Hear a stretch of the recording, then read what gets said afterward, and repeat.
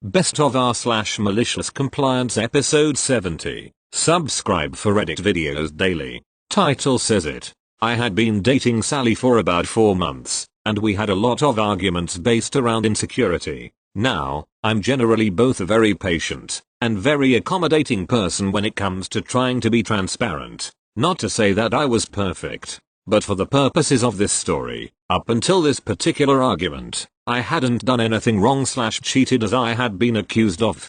My ex had been fed numerous lies and stories by a friend's wife, who originally introduced us. So anyway, Sally would routinely pick fights to get attention etc. Some things never change, as we are friends. She now openly boasts about doing these nothing fights to her current BF. Anyway, we got into another fight/breakup where I had been accused for like the 10th time in the 4 months we had been together. And not only accused, full I'm breaking up with you, blah, blah, blah. This gets old. Very old. Very quickly. In this particular fight, because she accused and broke up with me, I decided, you know what, I'm doing the time, I may as well do the crime, as I am broken up. So, I picked up this girl, and we never had sex, but she was cute. The next morning, the GF went through my email, as I had lent her my laptop to do schoolwork on. Well, she read my email to this girl,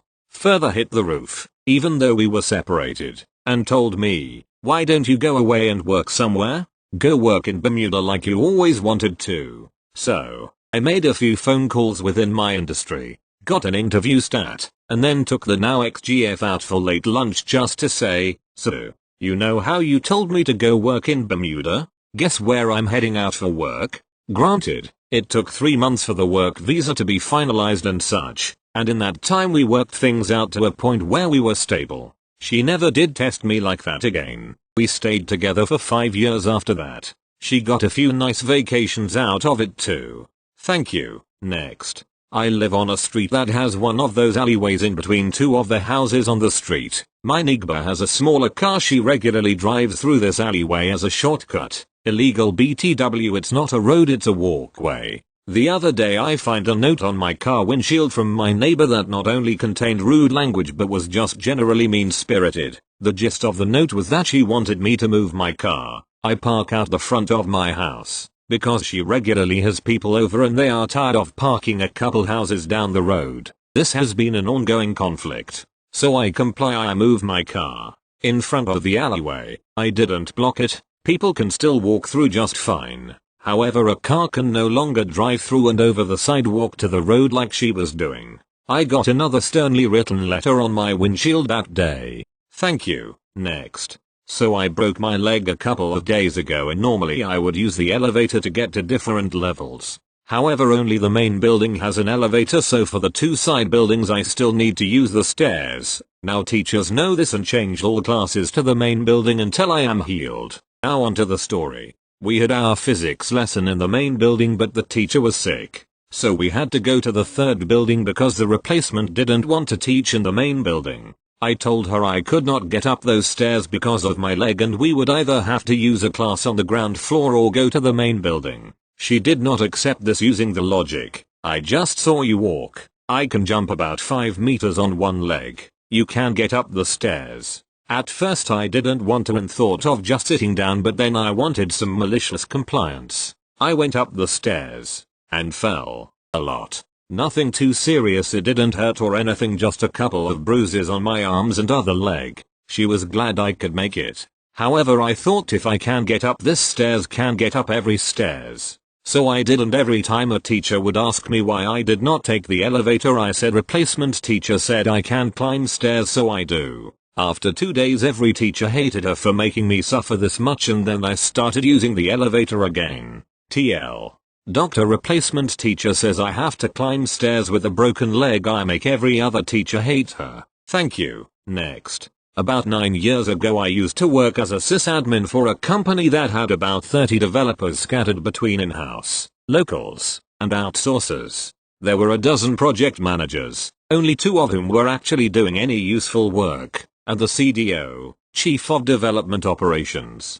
The CDO was an otherwise respectable guy being torn between the board of directors, the CTO, and the various project managers. He was stretched thin, and towards the end of his employment, less and less in the office. Because of this, a few PMs were running rampant, including one we'll call the Brain. The Brain was a self-congratulatory developer who was intelligent and knew a lot about coding, but he was really terrible about process and had a short temper. This made him a terrible PM. He was also a jacked up new age brohunk with all kinds of Sanskrit/Hindi tattoos and photos of him on top of mountains and doing endurance challenges. In lunch meetings he'd usually comment on your diet choices. You putting that in your body? You know all the nutrition in that is wasted in the small intestine. Bad fuel, no fuel biscuit. You get the type. One of his most annoying bits was he always wanted to use bleeding edge, not ready for prime time tools and procedures. If there was a paper on the topic, he was on it like a bloodhound. Enter Docker. For those who don't know IT, Docker is a way to make little micro operating systems that work right off the host system's kernel. They call them containers, and they differ from virtual machines in the fact they make a little microcosm that has just enough libraries and packages to run your application, and nothing more. They have been around for about a decade, and before that, they were called crude jails and more theory used for small applications in the production arena, such file transfer protocol services. Docker was a way to automate all of this. But at the time of the story, Docker was in some kind of weird alpha state, where there were new builds every week fixing the bugs of last week, and adding new bugs to be fixed the next week. It still ran on LXC, the crude jail for Ubuntu. This would be my introduction to it. Before, we had been using VirtualBox and Vagrant, which was also fairly new. We had enormous Vagrant files in Git repositories, and you'd download them, build virtual machines, and do your work on those. But that system was not perfect, mostly because instead of having development pushed to testing, and then pushed to production if it passed or back to development if it didn't, it was edited in testing until it did work, then pushed to production. So development was never reflective of the actual production environment, and not updated with fixes. So often you'd refuck something you unfucked last week. What made it even more confusing was there were dozens of development environments depending on which developers, in-house, locals, or outsourcers, were using it. We'd have 4 or 5 times as many development servers for each production server, and they often conflicted with one another. In some cases, very unsafe practices were involved. We had a shopping cart application, for instance, with a world writable cache that, if you figured this out, could hand edit your cart and change the price of everything to $0, and check out with as many products as you wanted for free. Luckily, we had a niche customer base who were not tech savvy, but we had a lot of security through obscurity going on. At one point, the Brain said that we were using Docker from now on, just out of the blue. We barely had Docker running in development, but the Brain said this is the future, and while he was ultimately right, at this time, it was unstable and buggy as hell. After weeks of painful development, made worse by the fact our outsourcers were complete idiots with a bucket of crabs mentality, one of the things they did was purposefully obfuscate their code into human unreadable, but machine readable gibberish. So they had hundreds of PHP scripts that looked like solid blocks of random text where no one knew what they did or what they meant, making troubleshooting near impossible to the other coders. So when they failed in testing, send it back to the outsourcers. This was their intent in job security, I am gathering. Anyway, so we had this vital application used by over 100k users which, while not perfect, at least looked on the surface fairly stable. It only crashed a few times a day, and there were scripts that could detect this, and get things running again before anyone noticed. Downtime was reduced to less than a minute, which you could blame on the network, or heavy volume. In development, Docker was very unstable, and despite the fact Docker had its own restart upon fail settings, it couldn't detect all the fail states of the buggy application. Our own scripts were not Docker savvy, and the clutch fix of the original clutch was not working. After months of lingering in horrible, mutated states, kill me, the Brain got so agitated we weren't getting anywhere. He channeled his inner Bill O'Reilly. Fuck IT. Will do IT live? But it's failed tests A, B, and C. We haven't even started testing X, Y, and Z. Push IT to production. We haven't even done volume and traffic test. Will do IT live? His theory was, as he explained in the post-disaster analysis, to sink or swim the entire development team, who, in his opinion, were just dawdling cribbabies too scared to do anything but whine about having to do actual work that they were hired for. As the lone Linux admin, I voiced my objections several times, which the brain just laughed at. This is the real world, kiddo. I got it all in writing, with my boss CC'd. This fueled the brain's crybaby accusation because I didn't do anything without Daddy Bossman's approval. My boss, the CTO, didn't like the brain very much, but a lot of the board of directors did, so he kept quiet, and gave him as much rope as he asked for. The only objection he had was, I hope you have a backup plan. I did. I actually spent the night before making backups and restore scenarios, because I was positive that this was going to be an unmitigated disaster, but I had never done this kind of restore in production, and scripted as much as I could ahead of time, taking the changes into consideration. Production was complicated because of the networking environment that production was cocooned in.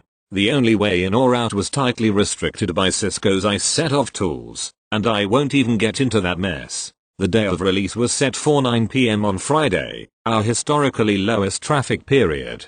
Some things we didn't know. The senior and only network administrator forgot he was needed that weekend, and went out camping. Marketing never informed us that Friday they did a huge campaign push that would double our traffic because that weekend was the first week of a huge trade show with our customer base as the primary focus, where they advertised our service in a live presentation in front of thousands as well as demos in the trade booth. There were a dozen new features and services that I was not informed of, including connections to other services. The outsourcing team had figured out a way to falsify results in testing by fooling our metric measures for the health of applications, New Relic, among others, into reporting things were okay. I made the change to production. At first, it seemed pretty good. I was mildly surprised that the entire website interface had changed, because up until this point, I was only looking at the back end. But one of the banners to our partner did not load.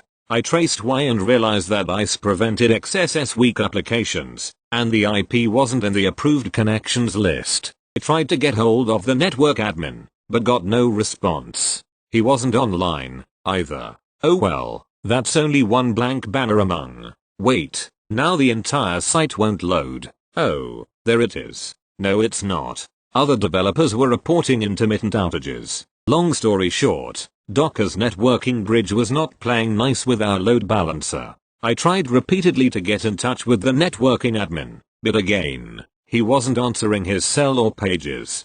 The CTO started talking about rolling back. The brain just laughed it all off, calling it the price for pedal to the metal. We started a conference call, but by 11 PM, it was obvious that the site was barely working. Finally, the brain relented to rolling back, which I was already prepared for, or so I thought. Apparently, one of the changes was how the Docker application wrote to the database, and the changed database was not backwards compatible. Thus, now the old site was fucked. We called in one of our DBAs who, after an hour or so of trying various things, said that we would have to restore from a backup database and rebuild everything from various incremental dumps made throughout the week. This did not include any of the changes marketing made for the trade show, which was apparently a massive push earlier that morning. The person who made the changes was not reachable. It turned out she was on the trade show floor, unreachable because the convention center blocked cell signal to prevent tethering, and so she turned off her phone. And when we finally did get hold of her on Saturday afternoon, she said all the changes were back at the office and not with her.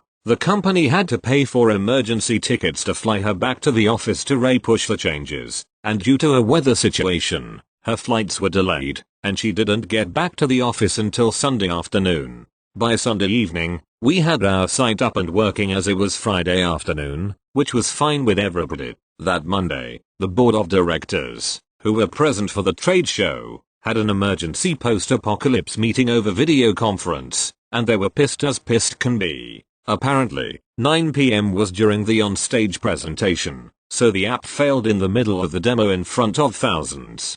Luckily, marketing had run into this before because of network problems, so they had a simulated demo they switched to.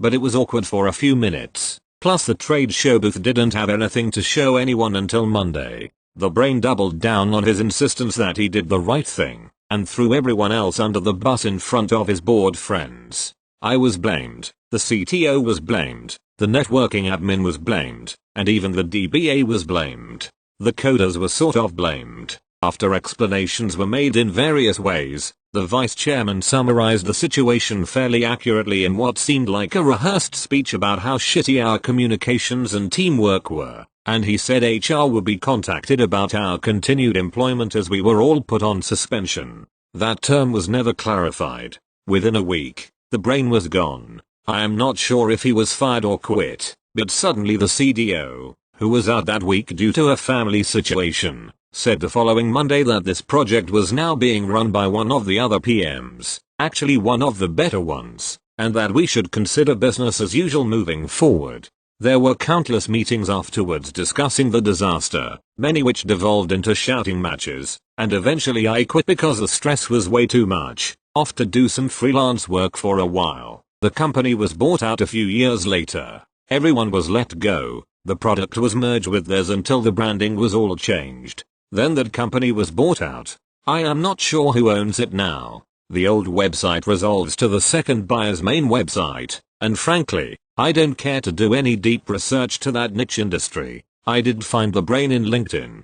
He ended up being some technical director of one of those Herbalife clones, and the trail ends in 2017. I heard from a friend of a friend that the brain went on some religious sabbatical in the mountains of India at some point, which seems like him. Hope he found himself, because I don't want to go looking for him. Thank you. Next.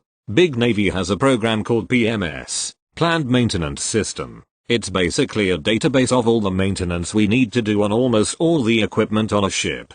The PMS system applies to practically every single naval command, although not all equipment is part of PMS. Under PMS, all maintenance needs to be done in accordance with the associated MRC, Maintenance Requirement Card. It outlines the tools you need, the safety precautions you need to observe, and steps you need to take. However, since they're not written by people who work on the equipment as installed on a ship, they tend to have some steps that are irrelevant or impossible. Not only can the order of steps be unclear, but there can be steps that are performed but not undone, like there might be a step for loosen screws on enclosure but no instruction that says to screw the enclosure back on. A while ago my command's PMS was under a spotlight and everyone was being pressured to follow the steps exactly as written. Permission was granted for people to complete only steps that are in the procedure, and no other steps. Sailors are masters of malicious compliance. They risk catching a lot of flack if they question the judgment of a superior,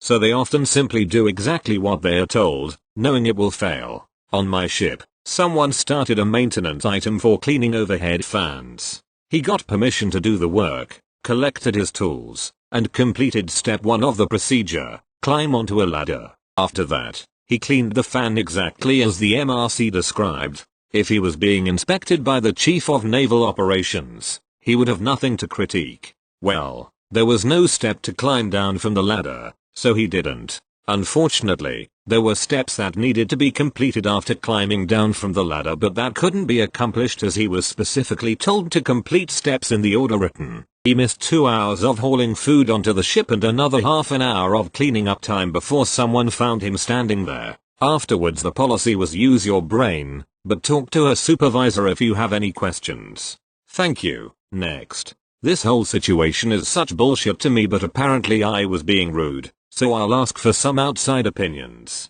I, 17F, wear wigs. Not because I don't have an amount of hair that I accept, but because my hair breaks easily in harsh conditions, and I'm trying to keep it healthy. Everyone knows I wear wigs, it's no secret. When my hair was at its longest, I preferred to wear it in side parts. My mom preferred it in middle parts. It was easy to tell which one of us did my hair due to this fact. So to this day, I wear my hair and wigs in side parts. My mom bought me a new wig for Christmas. It was really nice, easily my favorite wig. I put it on for a social event and my mom stopped me and told me to go fix it. I asked what was wrong. She said my part wasn't in the middle. I told her I knew and it was on purpose. She wouldn't let me leave until I put the part in the middle. Every time I wore the wig on a side part, she would make me put it in the middle. Her reasoning? I bought the wig, therefore it's my wig that you're using. Wear it how I want. Middle parts are just not my style. They make my forehead look big. Side parts help camouflage it, and I like having one eye covered sometimes. We were in church one Sunday and I stepped out to use the restroom. She followed me outside and told me to fix the wig while I was in there so the part was in the middle. I said no, because the side part worked with the outfit. She kept repeating it and repeating it. Finally, she said if you're not going to listen then give me the wig. You don't deserve it. Okay. So I took the wig off and handed it to her. I went about my business and then went back into church with my braids very obviously exposed. A lot of people were whispering about it, and it didn't help that my mother walked in with it tucked into her dress pocket. She said I embarrassed her and made a big deal out of nothing, that I should have just listened when she said to fix the wig. I told her I did listen, just not to the instructions she wanted me to listen to. Eta? Thank you. Next. And then there's the tomatoes. So I'm a horticulturalist, heirloom tomato champion, and plant breeder today, right? I got hooked on gardening in school, after the teacher taught us about Mendel's pea experiment. Mum fancied herself a gardener, but let little me have a small plot after I annoyed her senseless for some dirt. Turns out I'm innately skilled and have a green thumb. Within a year or two, I was producing better tomatoes and flowers than she did. I went to go harvest some beefsteak slices I'd been watching ripen for days, and they were completely gone. Mom had picked them, and that night I found she served them as a caprice at dinner when family friends had come over. She took credit for them. My flawless big red slices. She said she grew them. We had a huge fight later. I threatened to stop growing them if she stole my crops again. I was informed I would keep growing tomatoes. It was the least I could do to contribute to the family, etc. Why would I not want to share? Next year at the nursery getting starts, I noticed a tray of Cherokee purple, at the very beginning of the heirloom movement, when it's so hard to find any save mail order. I'd read about them and was so excited to try this new thing, but I swallowed it, and just popped them on the cart. Mum assumed I'd bought beefsteaks like normal. Growing season passes. My tomatoes are ripening, but they are strange shaped, lumpy, cat-faced and cracked and a weird muddy purple. I pick my first fruits, and take them in and ask Mom to prepare them with dinner. I was sharing as asked. She flipped. Insisted they were diseased, mutated. How had I messed up my crop so bad? By then, I'd sliced one, and my dad and brother wandered in to see what the commotion was. I quickly explained no, these were exactly what my rare heirloom Cherokee purples were supposed to look like, and how important they were as a vanishing heirloom, and also oh they taste amazing. Dad, my brother, and I polished the fruits off, and they asked me to grow more next year. These were the best tomatoes they'd ever had, and so different. Mom refused to try them because they were just too ugly to eat, and my vines were never raided again.